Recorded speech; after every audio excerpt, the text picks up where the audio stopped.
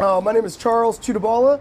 I am an actor. I have a passion for a lot of horror movies. Some of the things that you might have seen me in or that are going to be coming out is a film called Old Sparky.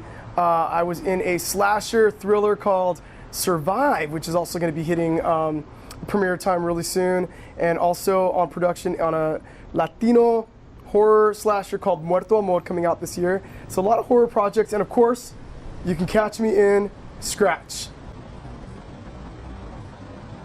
What attracted me to the role of Ted for Scratch was his personality of being kind of absent-minded, not arriving to places in time, and that's a lot about who I am. I'm kind of a little hyperactive anyway, so I felt like I could play Ted really, really well. And then also, you know, when you become a savage or when you start to change and transform, you don't wear a lot of clothing, and that was really attractive to me. What's different about Scratch than any other project is that it does not take itself too seriously than anything I've been in. It is a thrill ride from beginning to end. It's over the top, and then it's also gory at the same time. It's also bloody.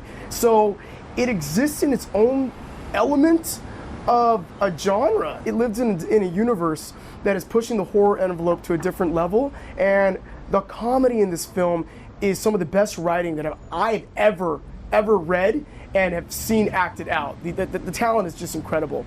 It's so different. I have never filmed in a location like this. We shot in an abandoned zoo, underground with cages, and the backdrop of it is so stylish and so primitive that you can't help but feel that you're just in a completely different world. I mean, you know that there's some elements of danger. I can't believe we shot in a location like this. It was pretty incredible. Me and some of my castmates were a little naked in the movie, and when they yelled cut, that was the cue to put your robes on. I didn't. I just kept kind of dancing around by myself, and my co-star Joe Martone turns to me and is like, dude, you look way too comfortable. What are you doing? Like, why isn't your robe on? And I just was like, I realized in that moment, I had no clue that I was literally spinning around and dancing because I just felt so free. That's one of probably my best memories, because I realized how comfortable and free that it made other people feel uncomfortable. Making a movie like this, you're gonna run into roadblocks and you're gonna run into unexpected things, like park rangers, like people that are trying to shut the shoot down, you know, and then it's like, oh, we gotta scratch that idea and start over and try something new. And so the element of surprise, everybody was on their game. When you thought you were going to be shooting one thing and now you're doing it from a completely different angle or a location higher up than you did before, everybody was game for that. You know, there was not one single cast member or crew that wasn't willing to do something daring at the last minute. So that was really exciting for me.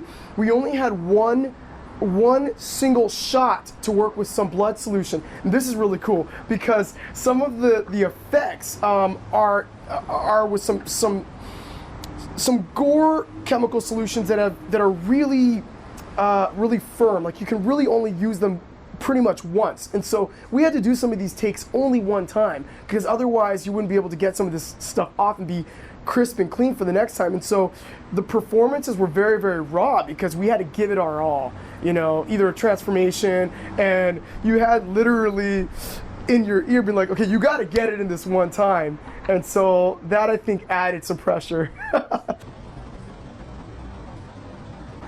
I'm going to be the first to tell you that the found footage genre has probably been so overdone. I think a lot of the indie horror community is sick of seeing it done, but Scratch does it right, because it is a film about the filming, about a mockumentary filming of a mockery of a filming of a video, trying to make a video, and it's so out there. It's just so, it goes into so many wild places. So if you're an indie horror filmmaker that likes to take risks and wants to support another film that is literally going there and being completely free to make art and have fun with it, you're going to enjoy watching it as much as we enjoyed filming it, and that's why you should support Scratch.